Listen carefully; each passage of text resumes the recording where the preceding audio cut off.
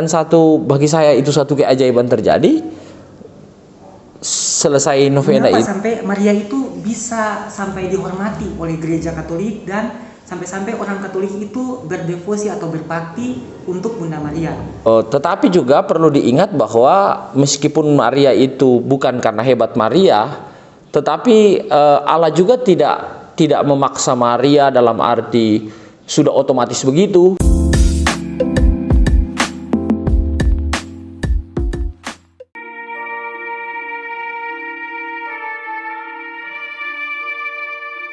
Bunda Maria memiliki peran dalam karya besar Allah, yaitu menjadi perantara lahirnya Sang Juru Selamat Yesus Kristus. Jasanya diperhitungkan dan menjadi sebuah penghormatan karena ia dipandang sebagai teladan orang beriman dan setia pada kehendak Allah. Shalom! Salam damai kepada semua sahabat Suara Damai dimanapun Anda berada.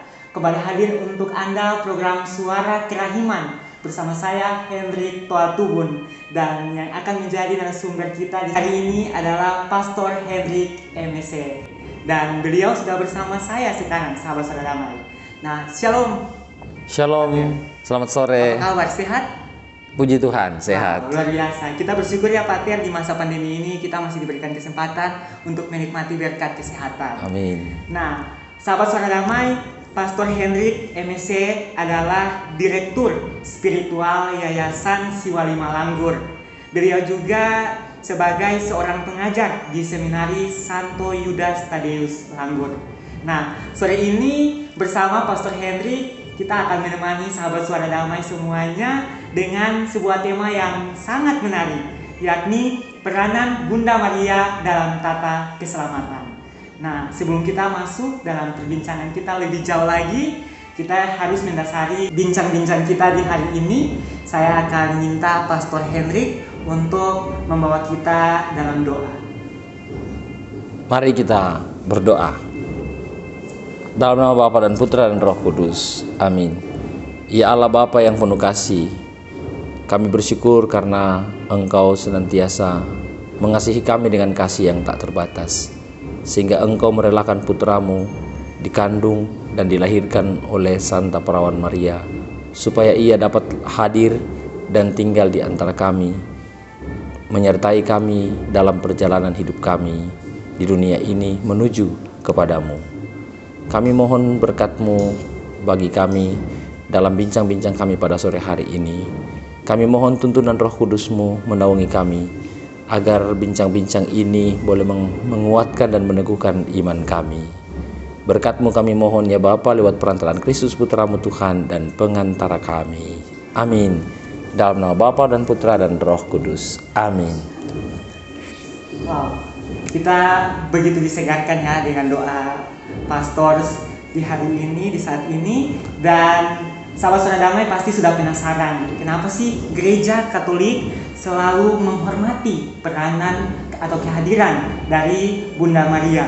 Nah, Pak Ter, dalam setiap tahun ada banyak perayaan Maria, dan khususnya pada bulan Mei ini ada beberapa pesta Bunda Maria, seperti pesta Santa Perawan Maria Bunda Gereja, kemudian peringatan Bunda Maria mengunjungi Elizabeth, dan Maria Bunda Hati Kudus.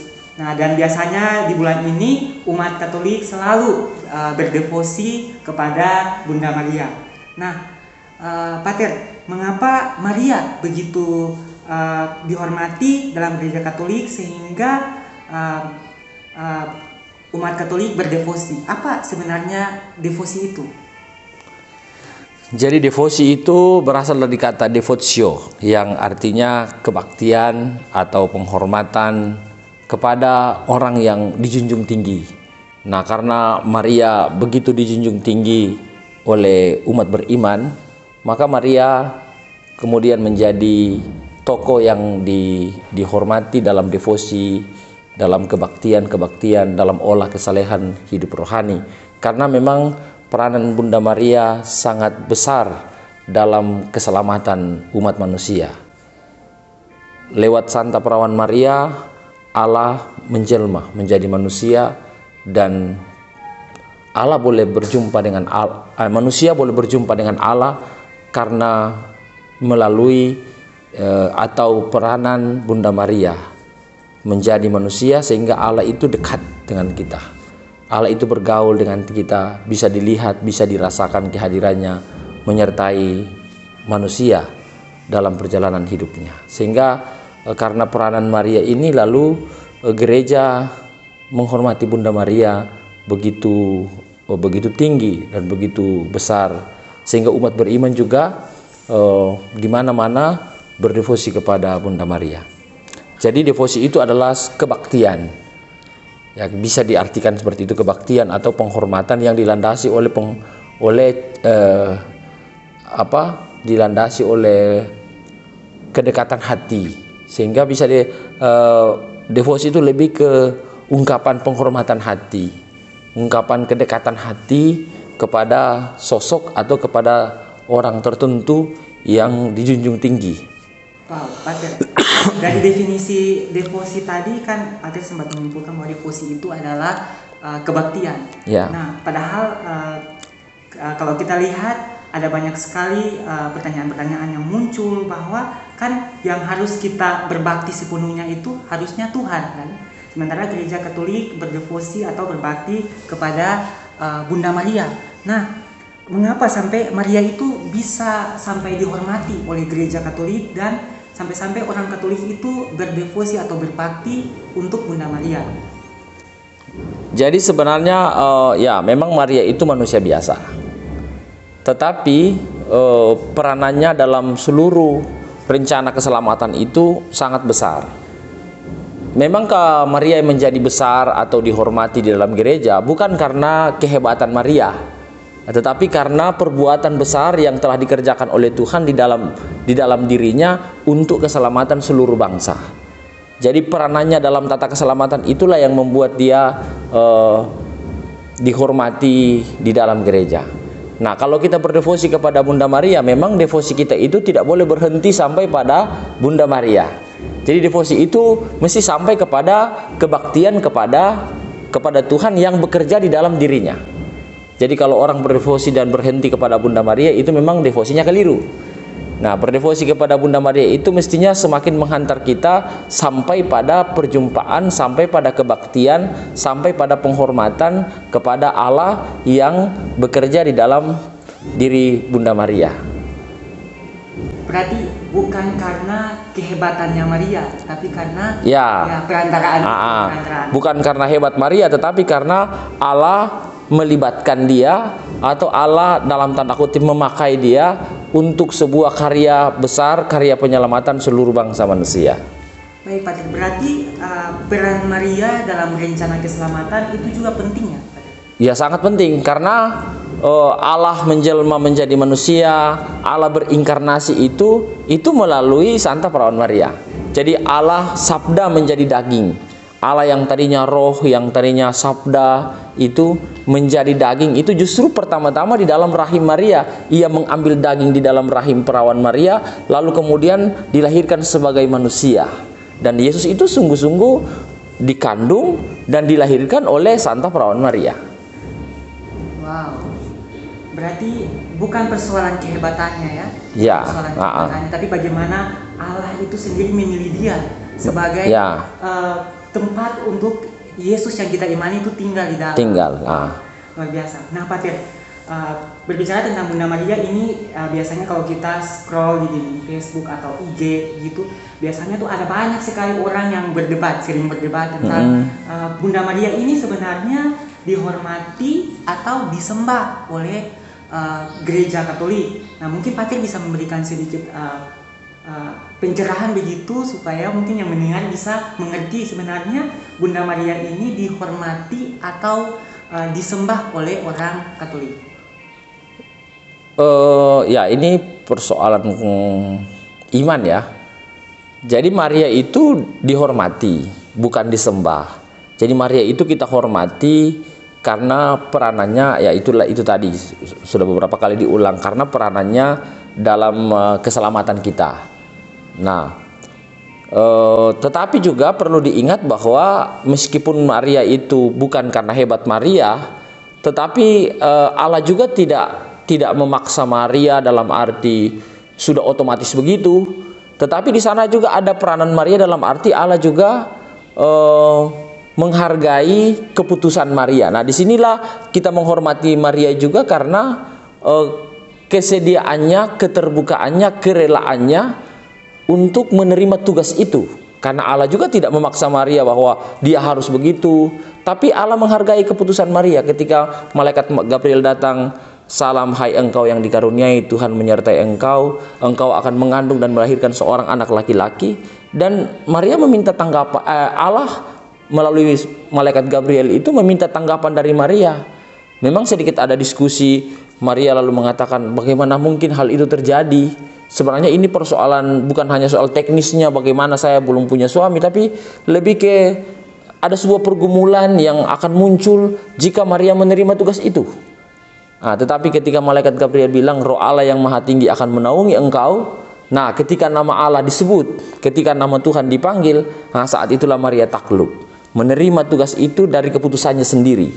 Sehingga ada juga Maria dihormati sebagai teladan keterbukaan, kesediaan, kepercayaan yang penuh pada rencana dan kehendak Allah. Sebenarnya Maria juga, saya yakin juga Maria belum tahu apa tugas apa ini, nanti kalau mengandung itu jadi bagaimana, mau bagaimana ke depan. Maria juga tidak menjadi jelas waktu itu. Tetapi karena percaya akan kehendak Allah, percaya akan rencana Allah, percaya sungguh-sungguh kepada Allah, maka Maria bersedia menerima tugas untuk mengandung Sang Penebus itu. Sehingga kalau dalam gereja Katolik kita menghormati Maria, kita tidak menyembah Maria sebagai Allah atau menggantikan posisi Allah, tidak. Tapi kita menghormati Maria sebagai pribadi yang terlibat dalam rencana penyelamatan yang dikerjakan Allah untuk seluruh bangsa manusia. Wow. Ini yang harus kita garis bawahi ya, sahabat suara damai. Kalau kita lihat begitu panas tuh kalau di media sosial kalau berbicara tentang Maria, berarti yang tadi Patir sudah bilang bahwa bukan menyembah, tapi kita menghormati. Ya, kita menghormati peranan dari Bunda Maria itu sendiri.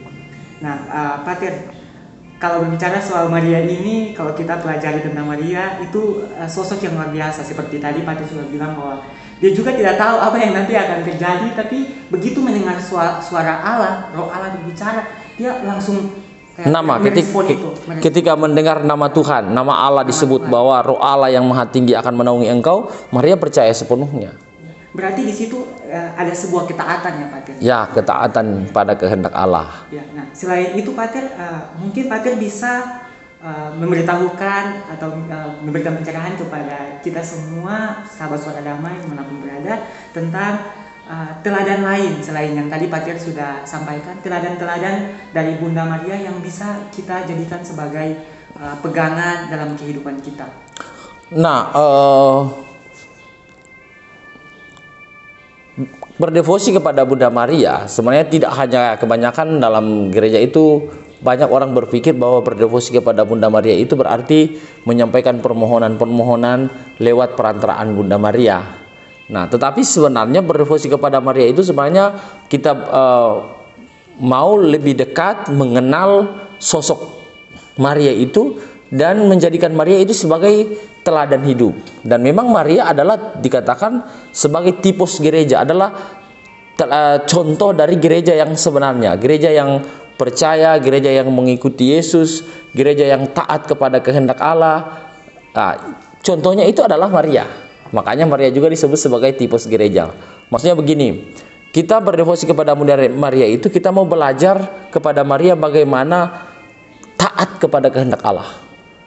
Nah, dalam kehidupan setiap hari ini banyak hal yang kita tidak mengerti kenapa terjadi dan seterusnya. Tetapi ketaatan kepada kehendak Allah itu kita bisa lihat pada diri Maria.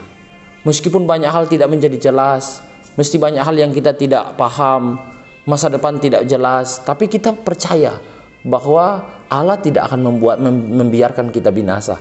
Allah akan menyelamatkan kita. Allah akan menolong kita dengan caranya sendiri. Seperti itu yang diyakini oleh Bunda Maria, sehingga ia mau menerima tugas sebagai ibu dari Sang Penebus, mengandung, melahirkan Sang Penebus. Tugas itu tidak mudah, konsekuensinya sangat besar. Tetapi Maria menerima itu. Dan maka Maria menjadi teladan bagi kita. Kalau kita beriman kepada Allah, maka belajarlah kepada Bunda Maria bagaimana mengimani Allah secara penuh, tak terbagi. Kemudian kepada Bunda Maria juga kita belajar bagaimana mengikuti Yesus. Jadi orang pertama yang memangku Yesus itu, dan orang terakhir juga yang memangku Yesus itu Maria. Jadi di mana ada Yesus, di situ ada Maria. Kemana-mana Yesus pergi, Maria mengikuti. Jadi Maria mengikuti Yesus itu utuh, sampai tuntas, sampai selesai. Sampai Yesus wafat dan naik ke surga, Maria selalu ada bersama dengan Yesus. Nah, kepada Maria kita belajar bagaimana mengikuti Yesus dengan sempurna. Kepada Maria juga kita belajar untuk menanggung banyak kesulitan. Jadi Maria itu juga adalah wanita yang menanggung banyak kesulitan dalam menjalankan tugasnya sebagai Bunda Allah. Kesulitan-kesulitan yang ditanggung itu kita lihat sudah sejak kelahiran Yesus itu sudah lahir di kandang hina. Coba bayangkan, rasakan hati seorang ibu yang anaknya lahir di tempat yang tidak layak seperti itu. Lalu terakhir paling besar itu juga bagaimana dia menyaksikan putranya dibunuh, disalibkan secara tidak wajar, secara tidak adil. Hati seorang ibu begitu sakit tentu. Duka Maria itu begitu dalam. Nah, sebagai orang beriman kita juga belajar kepada Bunda Maria bahwa ada begitu banyak tantangan, ada begitu banyak pergumulan, ada begitu banyak juga rasa sakit yang harus kita tanggung, dan kita berani menerima itu dengan lapang dada. Nah, ada satu gelar Maria, yaitu Maria Bintang Timur atau biasa Bintang Fajar. Maria itu bintang pengharapan. Jadi orang itu berani menanggung kesulitan, berani menanggung tantangan, penderitaan dalam hidup karena iman, karena tugas, karena cinta.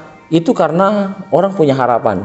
Dan Maria itu bintang pengharapan kita. Mengapa? Sesudah Maria melewati kesulitan hidup, tantangan dan pergumulan, penderitaan yang dia lewati karena karena menjalankan tugasnya sebagai ibu Sang Penebus itu, maka akhir dari perjalanannya itu adalah pengangkatan ke surga.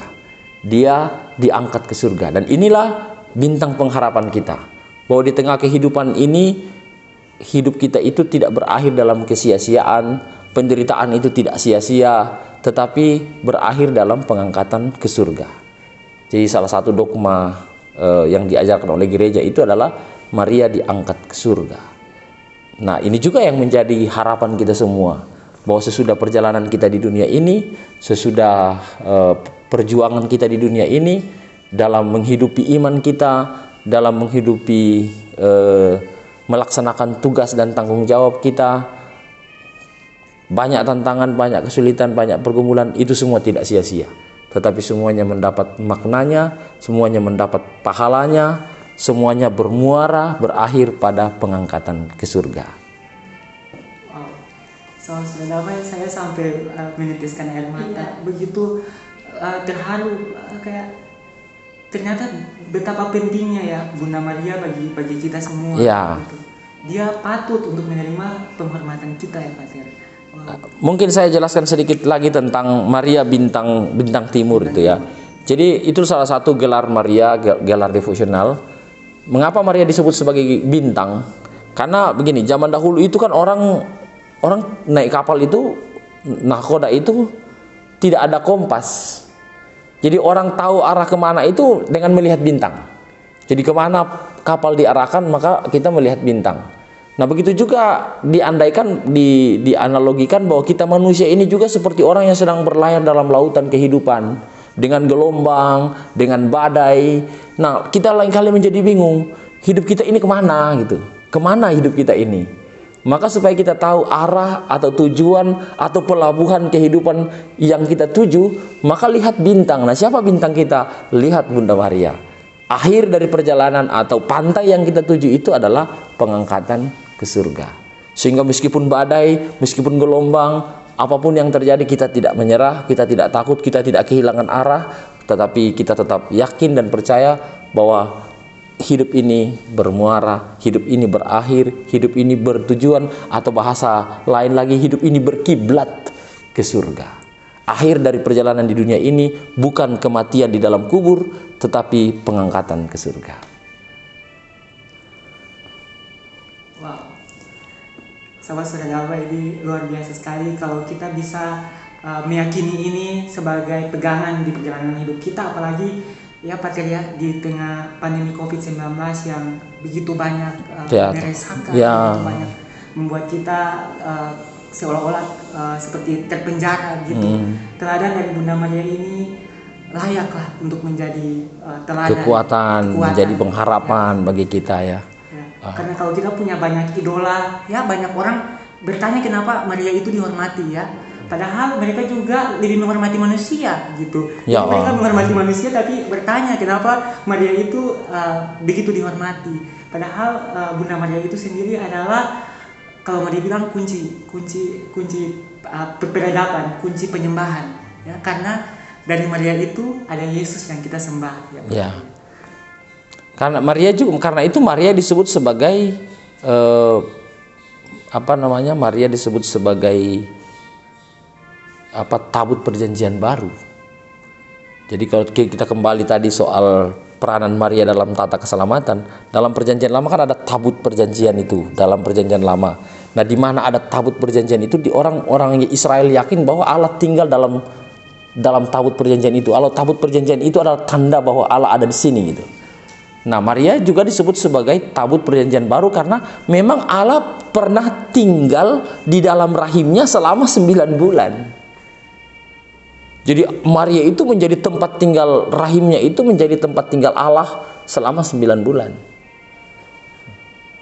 Karena itu ya sebenarnya mungkin penting juga kita menyampaikan di sini kepada umat beriman tentang dogma-dogma Maria ya. Jadi ada 4 dogma Maria atau 4 ajaran resmi gereja tentang Maria. Yang pertama itu adalah Maria Bunda Allah. Jadi gereja mengajarkan bahwa Maria itu Bunda Allah. Nah, ini juga banyak menjadi perdebatan di dunia maya, di mana-mana, bahkan di dunia nyata pun orang-orang bingung ketika Maria Bunda Allah gitu. Kok Allah itu bisa punya ibu gitu ya? Ya memang kenyataannya begitu. Yesus Allah menjelma menjadi daging, tinggal di dalam rahim Maria, dikandung dan dilahirkan oleh Maria. Dan kalau kita percaya bahwa Yesus itu Allah, maka Maria itu Bunda Allah. Jadi kalau menolak, orang mengatakan bahwa Maria itu bukan Bunda Allah, itu sama dengan menolak keilahian Yesus, menolak bahwa Yesus itu Allah. Jadi kalau orang percaya bahwa Yesus itu Allah, maka Maria harus Bunda Allah dong. Bagaimana? Memang Yesus itu dikandung dan dilahirkan oleh Maria. Itu fakta sejarah. Semua orang yang percaya kepada Yesus itu tahu itu, bahwa Yesus itu dikandung dan dilahirkan oleh Maria, dan Maria itu Bunda Allah. Kemudian dogma yang kedua itu Maria tetap perawan, bahwa sebelum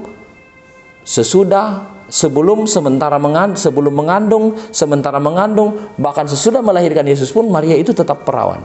Orang bingung lagi, bagaimana mungkin seorang mengandung dan melahirkan tapi tetap perawan? Nah, pertama gereja meyakini bahwa Maria itu mengandung Yesus itu bukan karena benih laki-laki, tetapi karena dari Roh Kudus. Nah, karena itu Maria juga digelar mempelai Allah Roh Kudus. Nah, kemudian lalu bagaimana kalau sesudah melahirkan masih tetap perawan? Sebagaimana Yesus yang sudah bangkit dari kubur itu, ia bisa masuk ke dalam rumah tanpa membuka pintu. Ia bisa masuk ke dalam satu ruangan tanpa membuka pintu. Ia juga bisa lahir tanpa merusak keperawanan ibunya, tanpa harus membuka keperawanan ibunya. Jadi Maria, gereja meyakini bahwa Maria tetap perawan. Kemudian dogma yang ketiga itu Maria dikandung tanpa noda. Jadi Maria itu dikandung tanpa noda asal. Ini orang lebih bingung lagi. Ya. Karena mengapa begitu? Karena Maria itu mengandung dan melahirkan Yesus itu bukan tiba-tiba begitu. Tapi perempuan ini memang dipersiapkan sejak lama oleh Allah. Sudah direncanakan oleh Allah sejak lama. Dan karena itu Maria dipersiapkan sebagai sosok yang akan mengandung dan melahirkan Sang Penebus, yaitu Yesus itu. Sehingga Maria dilepaskan, dilindungi oleh Allah dari dosa asal, supaya layak menjadi bunda Allah. Ya, Allah tidak bisa tinggal dalam rahim yang berdosa. Allah tidak bisa tinggal dalam rahim yang berdosa. Nah, supaya Allah bisa layak tinggal dalam rahim perawan Maria, maka Maria dilindungi sejak awal dari dosa. Sejak ia diciptakan, sejak ia dikandung oleh ibunya, Maria itu sudah dibersihkan dari noda dosa asal, supaya ia menjadi tempat yang layak bagi Allah untuk tinggal, untuk dikandung. Sama dengan kita ini kan, kita berdosa karena kita dilahirkan oleh ibu yang berdosa. Nah, pertanyaannya, apakah Yesus berdosa? Kan tidak, Yesus tidak berdosa. Nah, kalau Yesus itu tidak berdosa, tidak terkena oleh dosa asal juga, maka justru Maria harus dikandung tanpa noda. Karena kalau Maria bernoda, berarti Yesus pun bernoda. Atau? Nah, Maria dikandung tanpa noda. Dan dogma yang keempat adalah Maria diangkat ke surga. Nah, Maria diangkat ke surga itu adalah dogma yang terakhir ini adalah kepenuhan rahmat. Jadi dikatakan Maria itu penuh rahmat. Nah, kalau Maria itu penuh rahmat, itu berarti sama dengan tidak ada ruang bagi dosa. Karena di mana ada dosa, di situ tidak boleh ada rahmat. Di mana ada rahmat, di situ tidak boleh ada dosa. Kalau Maria itu penuh rahmat, tidak ada ruang bagi dosa. Dan kalau Maria itu tidak ada ruang bagi dosa, dia tidak boleh mati. Tidak layak untuk mati, tidak boleh mati, tidak boleh disentuh oleh kematian. Paulus bilang apa? Upah dosa adalah maut. Nah, kalau Maria itu tidak berdosa, tidak disentuh oleh dosa, bahkan dosa asal sekalipun, maka Maria harus diangkat jiwa dan raganya ke surga. Dan orang yang diangkat jiwa dan raga ke surga itu bukan hanya Maria, Elia juga. Sebagaimana diceritakan dalam Perjanjian Lama, diangkat jiwa dan raga ke surga. Kalau Elia bisa diangkat jiwa raga ke surga, kenapa Maria tidak? Siapa yang lebih besar? Betul? Sehingga inilah ajaran resmi gereja, dikatakan dogma gereja atau ajaran resmi gereja tentang Maria. Dan ini sudah tidak boleh diganggu gugat, tidak boleh diganggu gugat. Kalau ada yang menolak ini, itu berarti keluar dari pangkuan gereja, tidak lagi seiman dengan kita, gitu. Jadi begitu gereja gereja Katolik itu menghormati Maria sedemikian, bukan pertama-tama karena Maria, tetapi karena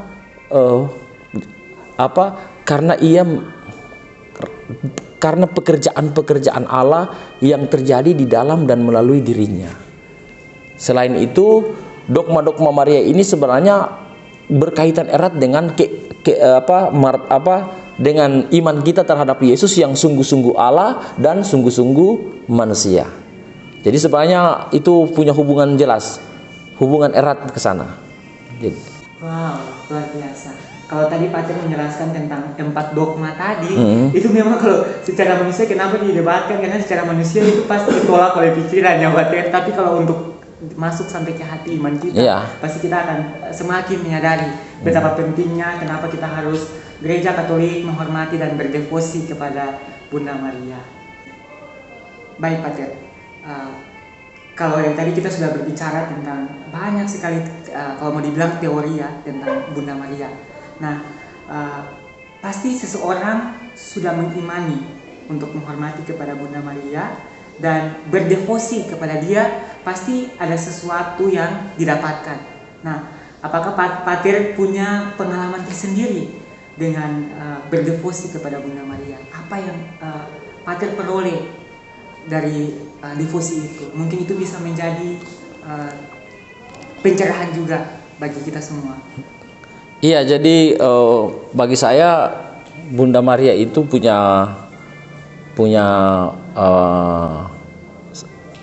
saya punya pengalaman yang sangat hidup, sangat dekat dengan Bunda Maria.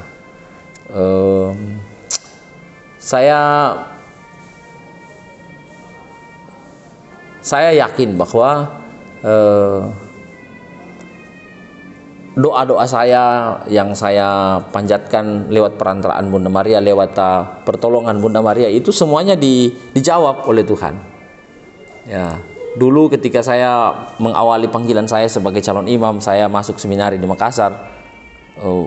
Saya kan dari kampung nih, dari Toraja jauh, tinggal di Makassar, dan orang tua saya juga jauh.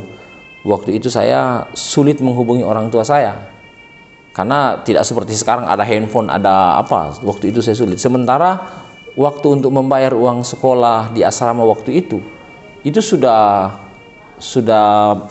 mepet. Jadi sudah, kalau tidak membayar waktu itu, saya sudah harus dikeluarkan. Lalu kemudian saya novena 3 kali Salam Maria waktu itu. Saya novena kepada Bunda Maria. Saya berdoa saja, Bunda Maria, saya hanya memohon pertolongan. Kalau seandainya saya dibantu, maka saya yakini bahwa ini berarti jalan panggilan saya. Tapi kalau seandainya saya tidak ada jalan untuk membayar uang sekolah saya ini, maka itu pertanda ini bukan jalan panggilan saya kalau saya dikeluarkan. Dan bagi saya itu satu keajaiban terjadi. Selesai novena itu, tiba-tiba ekonom atau bendahara seminari itu memanggil saya. Lalu dia bilang, "Hendrik," waktu dipanggil ekonom datang panggil saya itu, saya sudah, hati saya bilang, berarti saya sudah disuruh pulang ini karena saya tidak membayar. Dan ketika sampai di ruangannya ekonom bilang, "Hendrik, uang sekolah kamu sudah dibayar lunas selama 1 tahun, uang pangkal juga sudah dibayar lunas, uang asrama juga sudah dibayar lunas, dan kamu boleh ambil uang saku ke ekonom tiap bulan 50.000. Jadi anak-anak pergi bayar uang sekolah, saya pergi ambil uang saku." Dan ternyata mantan pastor paroki saya sebelumnya itu tahu kalau saya masuk seminari, diam-diam dia mengirim uang membayar uang sekolah saya tanpa sepengetahuan saya. Dan saya juga tidak pernah memberitahu beliau bahwa saya masuk seminari. Ya, bagi saya ini sebuah pengalaman rohani. Bagi saya itu karena pertolongan Bunda Maria. Itu satu. Kemudian saya masih di seminari, saya sakit. Saya sakit MBN.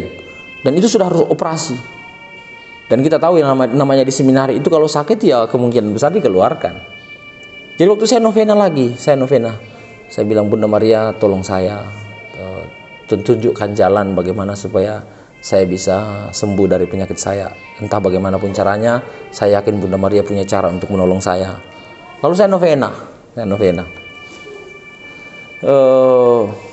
Belum selesai novena, lalu saya pergi ke rumah ada teman saya dari paroki yang kos di Makassar.